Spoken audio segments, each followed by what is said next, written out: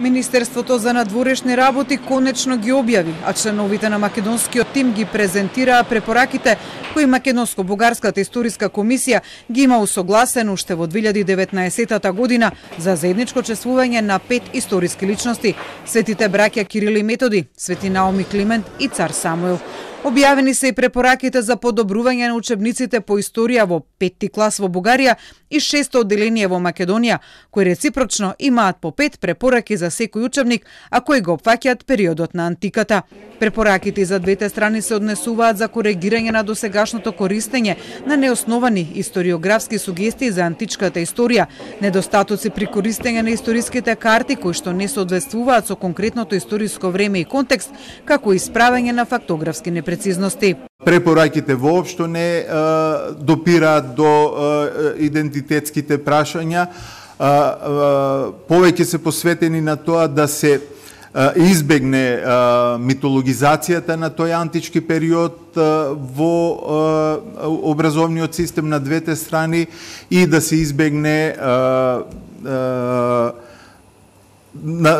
перспективата, денешната национална перспектива на современите нации и држави во антиката. Учебникот по историја за 5-ти клас во образовниот систем во Бугарија, според препораките, треба да го смени пристапот на датирање на појавата на тракиската култура во антиката, како и при презентирањето на териториите на запад од древна Тракија да биде во поширок регионален контекст со посодржинско представување на историските процеси кои се одвивале таму. Се препорачува и поголема прецизност во учебникот во користење на термините при представување на античката историја, за која досега во учебникот во Бугарија се користел изразот бугарски земји. Препораката е тој термин да се замени со поимите денешни бугарски земји и територијата на современа Бугарија. Измени треба да претрпи користењето на историските карти во учебникот, кои според комисијата треба да се користат согласно историскиот контекст и поставените методски цели. Комисијата препорачува на бугарските ученици од 5-ти клас да им се смени презентирањето на други етнокултурни заедници од тој период, како на пример дарданците, што треба да биде направено согласно водечките тези во историографијата. За македонскиот учебник за 6-то одделение по историја се препорачува пак поголема застапеност на проблематиката поврзана со античка Тракија и тракиците за подобро запознавање на културно-историското наследство во регионот. Истовремено се препорачува да не се користи сугестија за постоење на континуитет меѓу античка Македонија и современата македонска држава, како и неоснованите сугестии дека постои континуитет на мисијата на апостол Павле и средновековните црковни структури кои постоеле на територија на денешна Македонија. И македонскиот учебник, исто како и бугарскиот по историја, доби препорака картите на античката македонска држава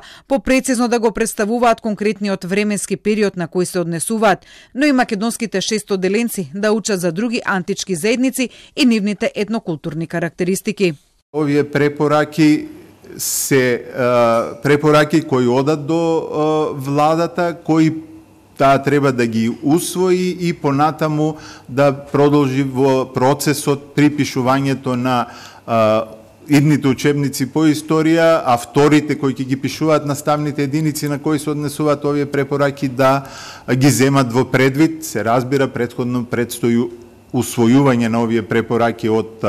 владата. Тоа е наша препорака, како понатаму ќе се одвива во раците на институциите. Препораките пак за заедничко чествување на историски личности за браќата Свети Кирил и Методи предвидуваат тие да бидат представени како се словенски и христијански просветители. Сепак, тоа нема да го исклучува националниот презнак и чествувањето на азбуките како македонска, српска, руска, бугарска и други, кои денес ги користат земјите кои со помош на глаголицата создадена од светите браќа, а потоа и кирилицата се описмениле. Комисијата препорачува заедничко чествување и за Свети Климент и Свети Наум, како продолжувачи на делото на светите браќа Кирил и Методи, но и за формирање и продолжување на Охридската книжевна школа, која во тоа време се создава, како што се наведува, со помош на средновековната бугарска држава, поради што деците ги прави значени и за двете денешни современи држави и Македонија и Бугарија. Мислам дека комисијата